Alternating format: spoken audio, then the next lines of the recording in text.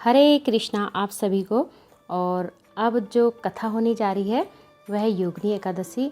और योगिनी एकादशी की आप सभी को ढेर सारी शुभकामनाएं। तो ये योगिनी एकादशी कब पड़ रही है तो चलिए जान लेते हैं। अथ योगिनी आषाढ़ कृष्ण पक्ष एकादशी व्रत कथा।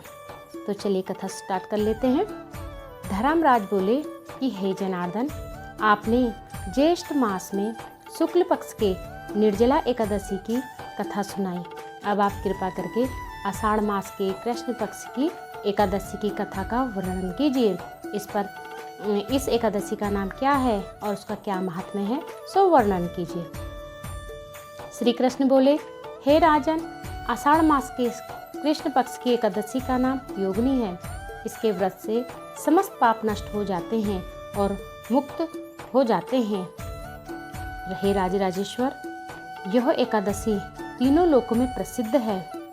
इसके व्रत से सभी पाप नष्ट हो जाते हैं। मैं आपसे एक पुराण की कथा कहता हूँ, उसे ध्यान से सुनो। अलकपुरी नाम की नगरी में एक कुबेर नाम का राजा राज्य करता था। वह शिव का भक्त था और उसकी पूजा के लिए एक हेमामाली से पुष्प लाया करता था। उसकी विशालसी नामक अत्यंत सुंदर स्त्री थी। एक दिन वह मानस सरोवर से फूल लाया और कामासक्त होने के कारण पुष्पों को रखकर अपनी स्त्री से रमण करने लगा और दोपहर तक न गया। जब राजा कुबेर को इसकी राह देखते दोपहर हो गई, उसने क्रोध से अपने सेवकों को आज्ञा दी कि तुम लोग जाकर हेममाली का पता लगाओ, अभी तक पुष्प क्यों नहीं लाया। जब यक्षों ने पता लगाया तो तब कुबेर के पास आकर बोले कि हे राजन, वह माली अभी तक अपनी स्त्री के साथ रमण कर रहा है। यक्षों को इसकी बात सुनकर कुबेर ने हेममाली को बुलाने की आज्ञा दी। वह राजा के सम्मुख डर से कांपता हुआ उपस्थित हुआ। उसे देख राजा कुबेर को अत्यंत क्रोध आया और उसके होंठ फड़कने लगे।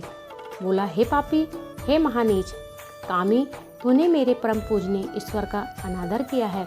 इससे मैं तुझे श्राप देता हूँ कि तू स्त्री का वियोग भोगेगा और मृत्युलोक में जाकर कोढ़ी होगा।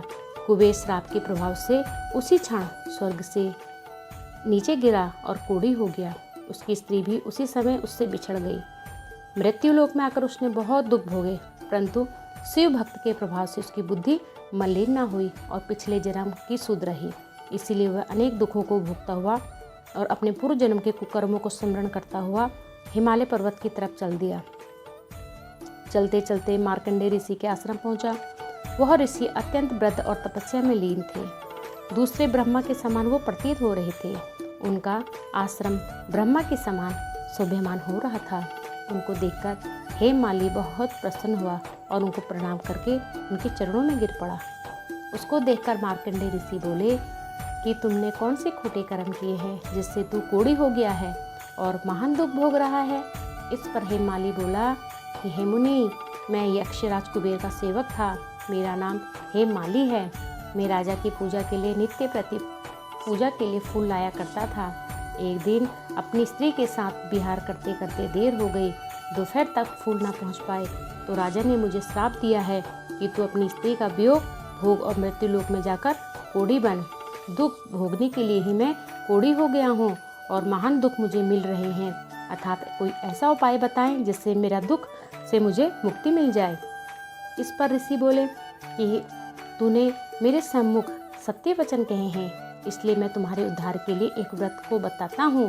यदि तू आषाढ़ मास के कृष्ण पक्ष की योगिनी नामक एकादशी का विधि पूर्वक व्रत करेगा तो तेरे समस्त पाप नष्ट हो जाएंगे। इस पर हेममाली बहुत प्रसन्न हुआ और मुनि के वचन को सुनकर योगिनी एकादशी का विधि पूर्वक व्रत किया, जिसके प्रभाव से वह फिर से अपने पुराने रूप में आ गया और अपनी स्त्री के साथ विहार करने लगा। हे राजन, इस योगिनी एकादशी की कथा का फल 88 सहस्त्र ब्राह्मणों को भोजन के कराने के बराबर मिलता है जो इस व्रत को कर लेते हैं। इसके व्रत से समस्त पाप भी दूर हो जाते हैं और अंत में स्वर्ग की प्राप्ति होती है, मोक्ष की प्राप्ति होती है और भगवत धाम प्राप्त होता है। तो बोलो योगिनी एकादशी की जय। अगर आपको ये वीडियो पसंद आए तो लाइक कीजिए, शेयर कीजिए एंड सब्सक्राइब कीजिए। हरे कृष्ण कृष्ण कृष्ण हरे हरे, हरे राम राम राम हरे हरे।